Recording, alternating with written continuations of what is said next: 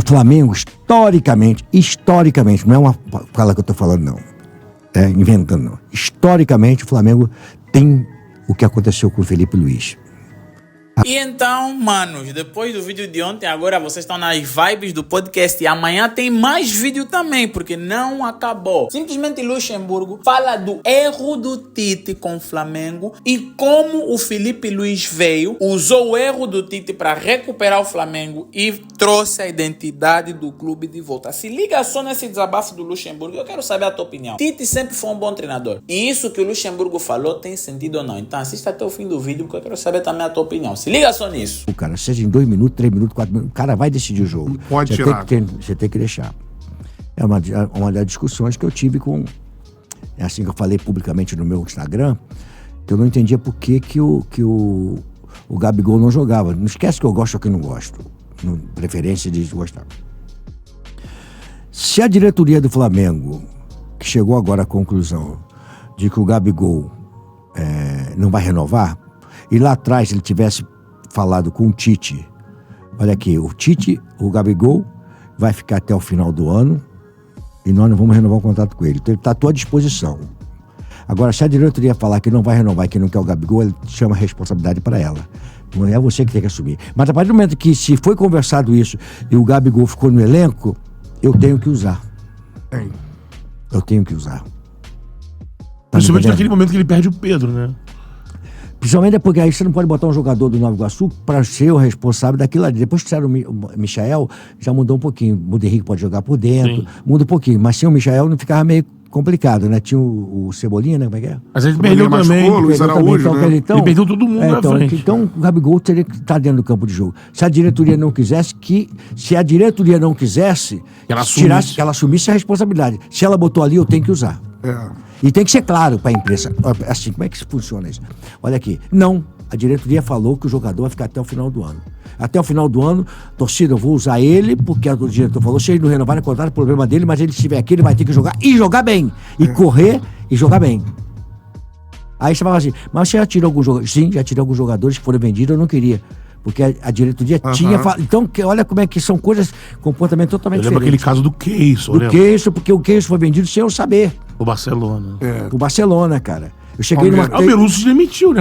Ele admitiu, depois ele falou isso, que fez uma bobagem na vida dele. Porque eu fui sabendo numa coletiva de que o Keyson tinha sido vendido. Como é que eu chego numa coletiva vendido sem saber o que está acontecendo no clube? O nego me pergunta, oi, Lúcio, o Keyson? Eu falei, quem foi vendido? Eu falei, como é que é?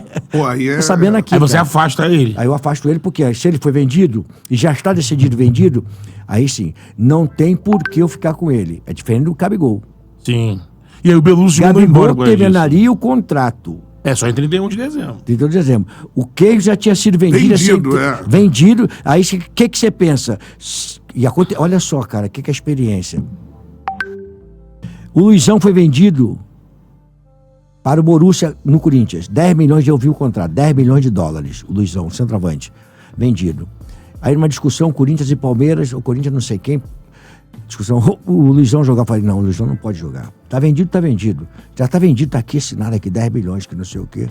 Luizão entrou, se machucou, o menisco, lesão de ligamento, a venda não foi. 10 milhões de dólares naquela época, era dinheiro para mais direto. Hoje né? Imagina aquela época.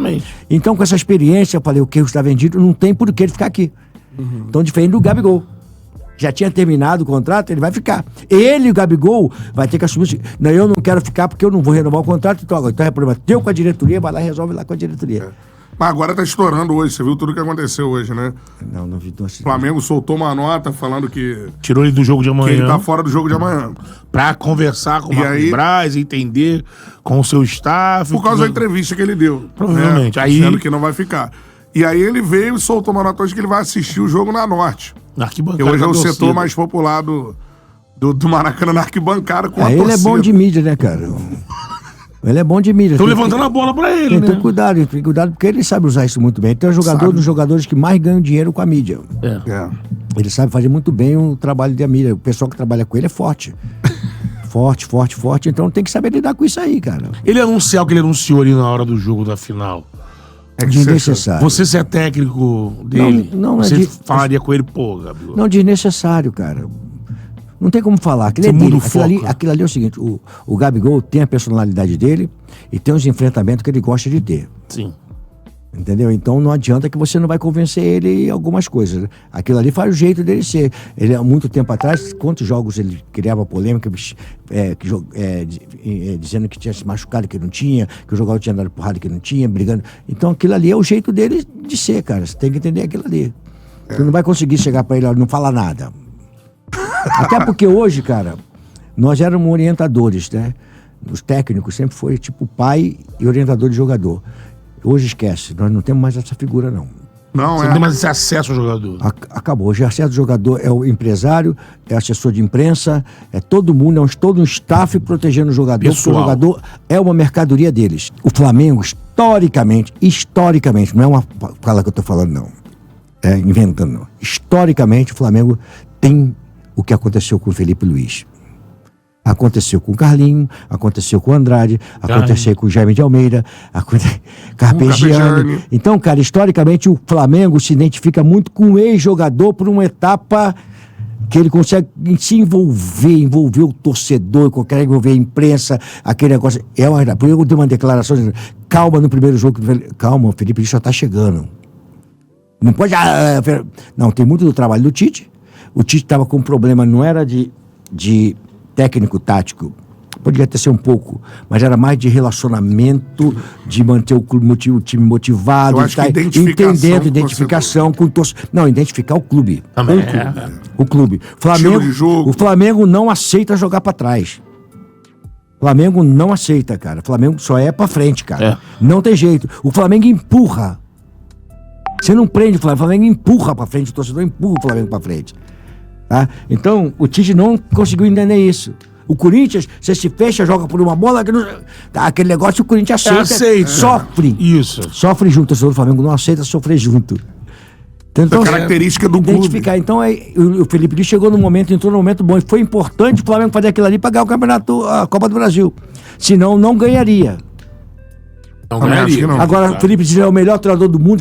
Não, calma, ele tem potencial para virar um grande treinador, mas vai passar por alguns problemas até chegar onde tem que chegar, cara. O que você viu de coisas boas dele? Ele tem uma identificação muito forte de liderança, que tem que ter cuidado, porque houve um xingamento para lá e para cá, de jogadores com ele mesmo, dentro do campo. Vocês viram, né, que aconteceu. Gabigol, principalmente. Gabigol, e também teve, acho que o Gersinho. Agora, Mas isso é porque os jogadores não identificam ele como jogador. Ele tem que perder esse elo, ele tem que se divorciar disso. Ele tem que manter a relação que ele tem com os jogadores de respeito, mas os jogadores têm que saber que ele é o comandante, que essa conversa aqui, mandar pra lá e pra cá, ele não existe mais. Acabou. Ele falou e ouviu. Ele tem que se divorciar disso aqui agora, entendeu? Ele foi inteligente. Ele ouviu e falou, você tem que jogar. Falou, ele falou, você tem que jogar. O Gabigol faz o gol e fala, porra... Toma no cu, filho. Aí ele fala... Não, respeita, moleque. Joga a sua bola. Você tem que jogar. Tem que jogar. Não vai jogar bola. Entendeu? Então, ele soube levar aquilo ali. Mas, na sequência, não pode deixar. Na sequência é complicado. Mas é difícil isso, hein, Lúcio? Você passou por isso também, né? Você foi técnico muito jovem. É difícil você... daqui a pouco você estava jogando contra os caras. Mas ele tem personalidade, eu conheço ele. Quem levou... Olha assim, vou te falar uma coisa. Talvez eu vou falar coisa aqui que talvez ninguém sabe. Quem levou o Felipe Luiz pra Europa fui eu. Pro Real Madrid B. Real Madrid B. É mesmo, Lúcio? Ele até hoje me agradece. Ele encontra comigo e fala, pô, obrigado por ter me levado pra Europa. Ninguém sabia quem eu era. Ele no Figueirense, tu Ele era o jogador lateral esquerdo do Figueirense. Caramba. Mas quando você estava lá? Eu que levei ele pra lá. Que legal, cara. Porque eu entendia que ele era bom jogador, cara. Como eu tava lá, eu queria levar ele pra lá. E ele tem uma coisa que tinha que ter lá: passaporte comunitário. Que vale muito, entendeu? Ele acabou virando o ídolo do rival. Ele foi pro La Corunha, acho que La Corunha pode ser. Não, foi La Corunha. La Corunha e Chelsea também, ele passou pelo Chelsea. E depois ele foi pro... Entendeu? E ele torce pro Atlético hoje em dia. Sensacional. Então, quer dizer, uma coisa que acontece, né? Eu não sabia. Sabia que ele tinha passado pelo Real B. Soube há pouco tempo também. Tinha o Flamengo já organizado, o Palmeiras organizado, e o resto era muito, assim, sazonal. O Santos não estava nada organizado. Foi o Sampaoli se acertou ali, deu certo, encaixou um time que até... O Santos conseguiu, com aquela base, ainda no outro ano, sem o Sampaoli, chegar a uma final de Libertadores com o Cuca.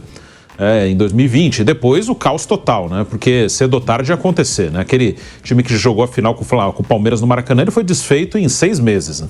Porque até durou mais do que poderia pela situação financeira do clube. Então aquele Santos, que foi vice-campeão, foi mais um encaixe daquele momento, não porque o Santos tinha se reestruturado. Então seria uma coisa de curto prazo mesmo. O Flamengo e o Palmeiras eram os 2 projetos consistentes naquele momento. Os outros que brigassem encaixou um time e o time tá bom e vai brigar.